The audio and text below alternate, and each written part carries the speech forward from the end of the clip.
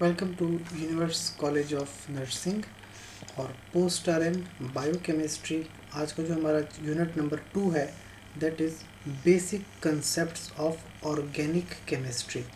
पहले यूनिट में हमने डिस्कस किया था कि बेसिक कंसेप्ट ऑफ केमिस्ट्री क्या है, यानी नर्सिंग के लिए केमिस्ट्री की क्या ज़रूरत है। आज हम देखते हैं कि ऑर्गेनिक केमिस्ट्री क्या है और नर्सिंग में ऑर्गेनिक केमिस्ट्री की क्या इंपॉर्टेंस है।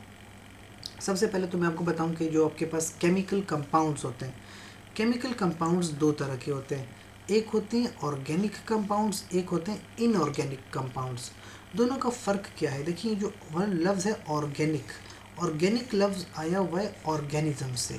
और ऑर्गेनिज्म बेसिकली क्या होता है? ऑर्गेनिज्म को आप सादा अल्फाज में कहते हो जानदार, यानी कोई भी ऐसी चीज़ जो जानदार हो, यानी जो ज़िंदा हो, उसके अंदर अगर कोई कंपाउंड है, कोई केमिकल कंपाउंड, वो है ऑर्गेनिक कंपाउंड। और जितनी भी चीज़ें जो जानदार नहीं हैं, जो बेजान हैं, उनके जो कंपाउंड्स हैं वो हैं इनऑर्गेनिक कंपाउंड्स। जैसे ये पेन है तो ये पेन के अंदर कुछ कंपाउंड्स होंगे प्लास्टिक वगैरह की, ये इनऑर्गेनिक हैं। इसके अलावा आपके पास आपके इर्द गिर्द जितनी भी बेजान चीज़ें हैं, वो तमाम चीज़ें जो हैं वहाँ से अगर कोई कंपाउंड मिल रहा है तो वो इनऑर्गेनिक होगा। और जो जानदार हैं, या आज जानदार हैं या पहले कभी जानदार थी, जैसे कि लकड़ी है, वो पहले जानदार थी क्योंकि वो ट्री से बनी हुई है तो ट्री जानदार थी। इस तरह जो टेबल वगैरह वो भी लकड़ी के बने हुए हैं, तो ये चीज़ें जानदार थीं। इनके अंदर अगर कोई कंपाउंड होगा तो वो ऑर्गेनिक कंपाउंड कहलाएगा। या इंसानों के अंदर या जानवरों के अंदर, परिंदों के अंदर अगर कोई कंपाउंड है तो वो ऑर्गेनिक कंपाउंड्स हैं, क्योंकि वो ऑर्गेनिज्म से रिलेटेड है। और जो बेजान चीज़ें हैं, जैसे लकड़ी, या सॉरी लकड़ी नहीं, पत्थर वगैरह हो गए, या प्लास्टिक की कोई चीज़, लोहे की कोई चीज़ है, ये सब चीज़ें जो है ये इनऑर्गेनिक कंपाउंड्स हैं। अब अगर केमिस्ट्री की रूह से देखें तो ऑर्गेनिक कंपाउंड्स जनरली कोई भी केमिकल कंपाउंड होता है that contains carbon and hydrogen bond, जिसमें क्या होता है, कार्बन और हाइड्रोजन का बॉन्ड होता है। ऐसा कोई कंपाउंड जो कार्बन और हाइड्रोजन का डायरेक्ट बॉन्ड बनाए, वो ऑर्गेनिक कंपाउंड है। Due to carbon ability to catenate, carbon क्या करता है, कैटिनेशन करता है, यानी कार्बन में ये एबिलिटी होती है कि एक कार्बन दूसरी से जुड़ता है, दूसरी तीसरी से जुड़ती है, तीसरी चौथी से जुड़ती है, तो कार्बन्स आपस में एक लंबी लंबी चेन्स बनाती हैं। इसको हम कहते हैं कैटिनेशन। तो कार्बन्स के अंदर क्योंकि कैटिनेशन होती है, तो ये भी एक एबिलिटी है ऑर्गेनिक कंपाउंड्स की। और इस कैटिनेशन की वजह से मिलियंस ऑफ ऑर्गेनिक कंपाउंड्स बन जाते हैं।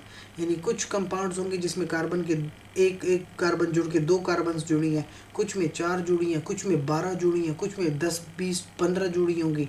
तो इन कार्बन्स आपस में जुड़ के कंपाउंड्स बनाते हैं, जिसकी वजह से लाखों कंपाउंड्स आज अवेलेबल हैं। क्योंकि कार्बन क्या करता है, कार्बन कैटिनेशन करता है।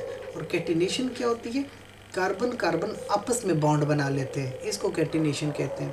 तो study of the properties, reactions and synthesis of organic compounds comprise the discipline organic chemistry.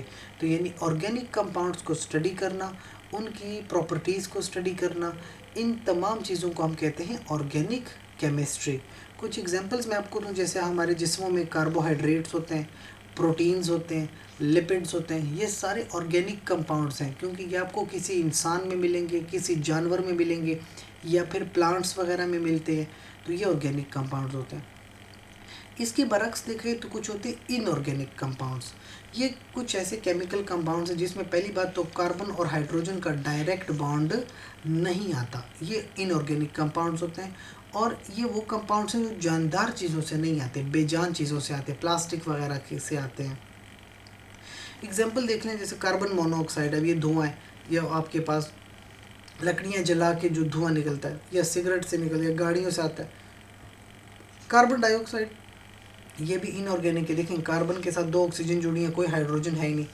अच्छा, कार्बोनेट्स होते हैं, कार्बाइड्स होते हैं, साइनाइड होता है, साइनेट्स होते हैं, थायोसाइनेट्स होते हैं, ये सारे कंपाउंड्स हैं, इनमें कार्बन होती है, लेकिन कार्बन और हाइड्रोजन का डायरेक्ट बॉन्ड नहीं होता, पहली बात। दूसरी बात, ये किसी जानदार से रिलेटेड नहीं है, that's why we call them inorganic compounds. तो कार्बन के 2 तरह के कंपाउंड्स हैं, या तो कोई कंपाउंड ऑर्गेनिक होगा या फिर इनऑर्गेनिक होगा। अच्छा, इसकी इम्पोर्टेंस क्या है?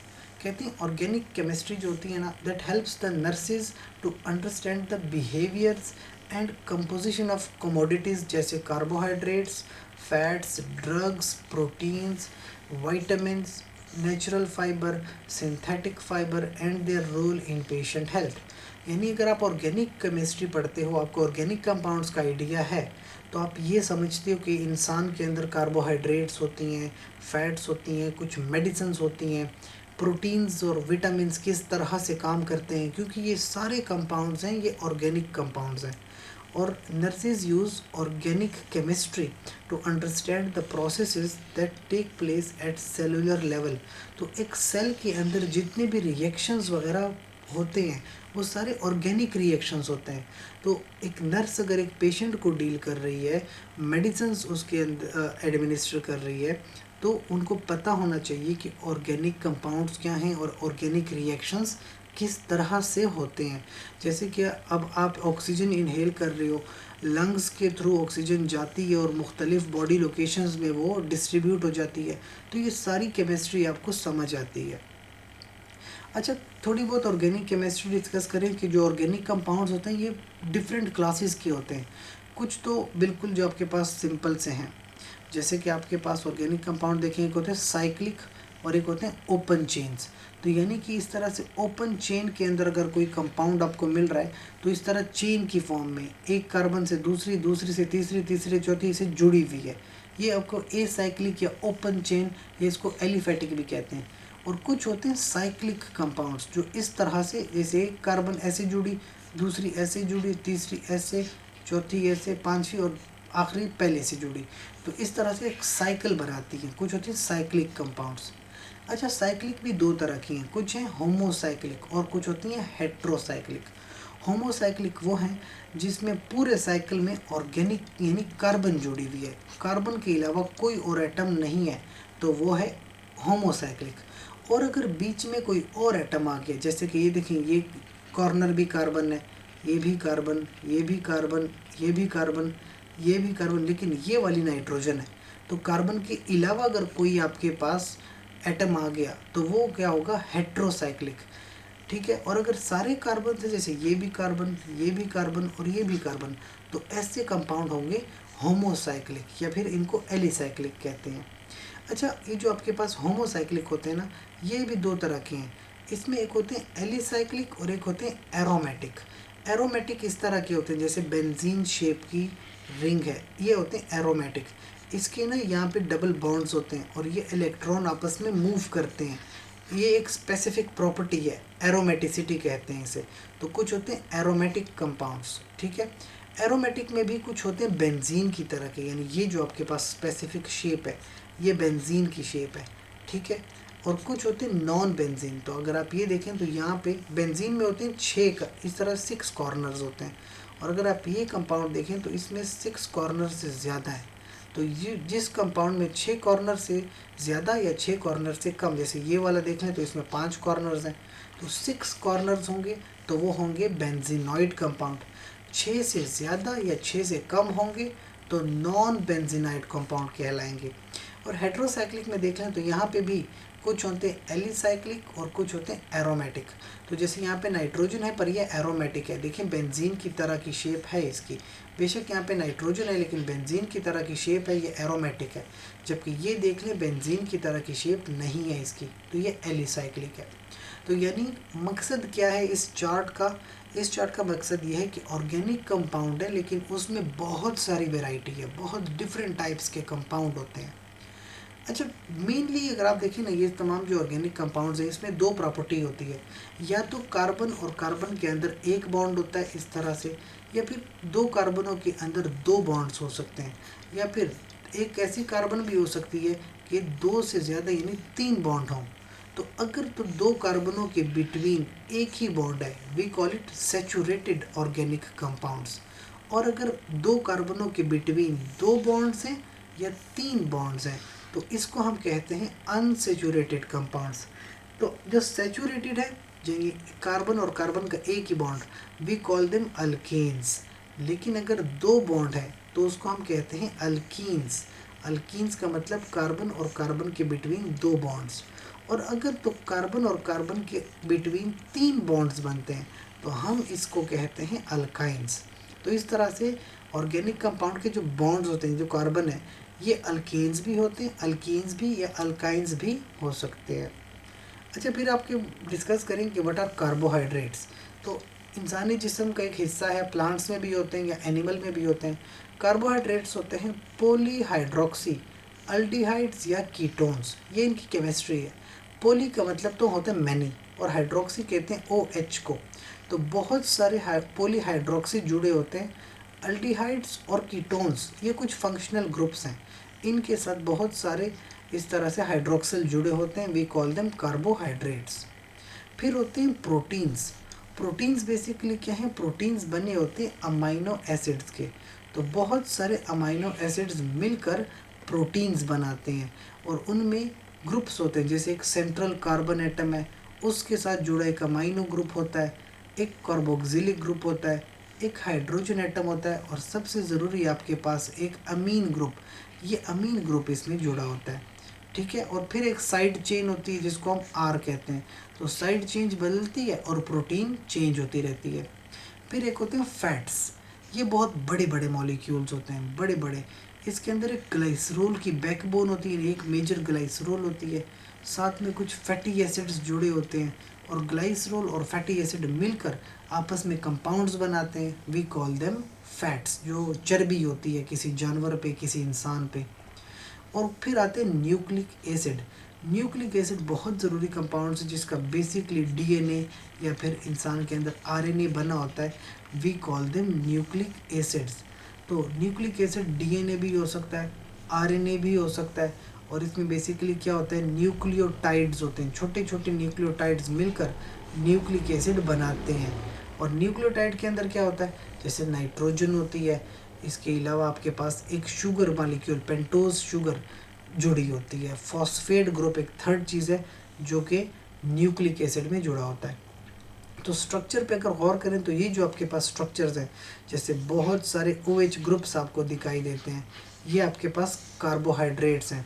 सिमिलरली यहाँ पे भी आप देख सकते हैं, ये OH है, ये OH है, ये OH है। तो बहुत सारे आपके पास कार्बोहाइड्रेट्स हैं। ये जो ग्रुप है, ये अल्डिहाइड ग्रुप है, ये ग्रुप कीटोन ग्रुप है। तो इस तरह पॉलीहाइड्रोक्सी अल्डिहाइड या पॉलीहाइड्रोक्सी कीटोन्स, ये आपके पास है कार्बोहाइड्रेट।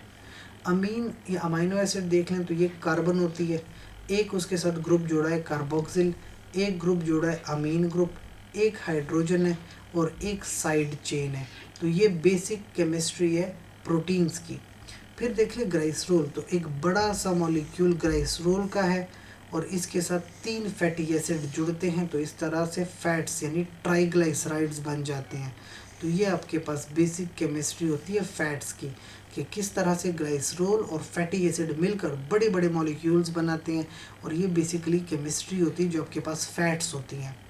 और लास्टली मैं आपको दिखाऊँ, ये जो आपको दिखाई दे रहा है, ये जो रेड कलर का है, ये बेसिकली एक शुगर मॉलिक्यूल है। ये जो आपके पास यहाँ पे जुड़ा हुआ है ऊपर से, ये आपके पास बेसिक न्यूक्लियोटाइड है, और ये एक फॉस्फेट ग्रुप है। ठीक है, तो इस तरह से आपके पास बड़े बड़े न्यूक्लियोटाइड्स बनते हैं। ये आपके पास नाइट्रोजिनस बेस होती है, यानी नाइट्रोजन जुड़ा हुआ है इसमें, तो नाइट्रोजिनस बेस है ये। फिर एक फिनोमिना होता है, we call them isomerism. Isomerism का मतलब क्या होता है? कि कुछ कंपाउंड्स होते हैं जिसका केमिकल फार्मूला सेम है, जैसे ये केमिकल फार्मूला बिल्कुल सेम है, ग्लूकोज का देख लें या फ्रुक्टोज का देख लें, दोनों का केमिकल फार्मूला सेम होगा, लेकिन स्ट्रक्चर में दोनों डिफरेंट होते हैं। स्ट्रक्चर जब आप इनका ड्रॉ करते हैं तो वो अलग अलग है, लेकिन केमिकली सेम है। ये पिछली स्लाइड में अगर आप देखें तो ये 6 कार्बन्स हैं, इधर भी आपको 6 कार्बन्स मिलती हैं, लेकिन यहाँ पे एक अल्डिहाइड ग्रुप अटैच है, यहाँ पे आपके पास एक कीटोन ग्रुप अटैच है। तो यानी स्ट्रक्चर में दोनों एक दूसरे से मुख्तलिफ हैं, लेकिन केमिकली दोनों के अंदर 6 कार्बन्स हैं, दोनों के अंदर 12 हाइड्रोजन है, और दोनों के अंदर 6 ऑक्सीजन है, C6H12O6। तो ये दोनों का केमिकल फार्मूला है, लेकिन स्ट्रक्चर दोनों का डिफरेंट है। तो ऐसा फिनोमिना जिसमें केमिकल फार्मूला सेम हो, स्ट्रक्चर फार्मूला डिफरेंट हो, वी कॉल देम आइसोमर्स। तो इस ऐसे कंपाउंड्स को हम आइसोमर्स कहते हैं, और इस तरह का phenomena that is called isomerism. Specifically देखें, फ्रुक्टोज एंड गैलेक्टोज, ये दोनों आपस में आइसोमर्स हैं। Lastly we have functional groups.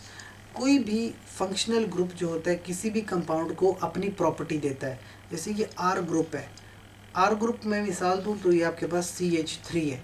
CH3 के साथ अगर मैं जोड़ दूँ अल्कोहल यानी OH जोड़ दूँ तो ये बन जाएगी अल्कोहल। लेकिन अगर CH3 के साथ में जोड़ दूँ एक अलग कंपाउंड, जैसे यहाँ पे कार्बन, डबल बॉन्ड ऑक्सीजन और हाइड्रोजन, तो दैट विल बिकम अल्डिहाइड, यानी ये हो जाएगा मेथाइल अल्डिहाइड। कीटोन जोड़ा दूँ तो यानी वही CH3 है। CH3 के साथ अगर मैं यहाँ पे कीटोन लगा दूँ, कार्बन, डबल बॉन्ड O और एक और CH3, तो ये आपके पास बन जाता है ketone, and that one is called acetone. Acid है तो ये आपके पास CH3 है, इसके साथ आप जोड़ दो carboxylic acid, C double bond O OH, तो ये बन गया कार्बोक्सिलिक एसिड।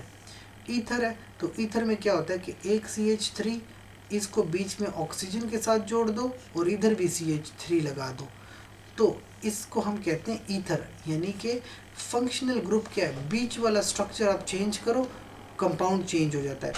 अच्छा, एक होता है एस्टर। एस्टर भी बिल्कुल सिंपल है, यानी कि आपके पास CH3 है, यहाँ पे आप क्या करते हो, कार्बन, डबल बॉन्ड ऑक्सीजन, ये ऑक्सीजन और फिर CH3, तो ये आपके पास बन जाता है एस्टर। फिर अमीन ग्रुप है, यानी CH3 है ना, इसके साथ अगर आप लगा दो NH2, ठीक है, तो ये मेथाइल अमीन बन जाएगी। अमाइड क्या है कि आपके पास CH3 है और एक अमाइड ग्रुप लगा दो, यानी carbon, double bond O NH2, तो ये अमाइड ग्रुप लग गया। मतलब क्या है कि आप आर होता है कोई भी कार्बन का एटम, तो आर के साथ आप मुख्तलिफ फंक्शनल ग्रुप अटैच करो और कंपाउंड चेंज हो जाता है, या तो वो अल्कोहल बन जाएगा, वही कीटोन बनता है, उसी से एसिड बन सकता है, तो एक ही एटम से मुख्तलिफ तरह के कंपाउंड्स बनते हैं। So that was all about the biochemistry, जिसमें आपने ये देखा है कि ऑर्गेनिक कंपाउंड्स क्या होते हैं और नर्सिंग पॉइंट ऑफ व्यू से ऑर्गेनिक केमिस्ट्री क्यों ज़रूरी है। So that was the lecture for today कि बेसिकली क्या कंसेप्ट है ऑर्गेनिक केमिस्ट्री का नर्सिंग में। That's all.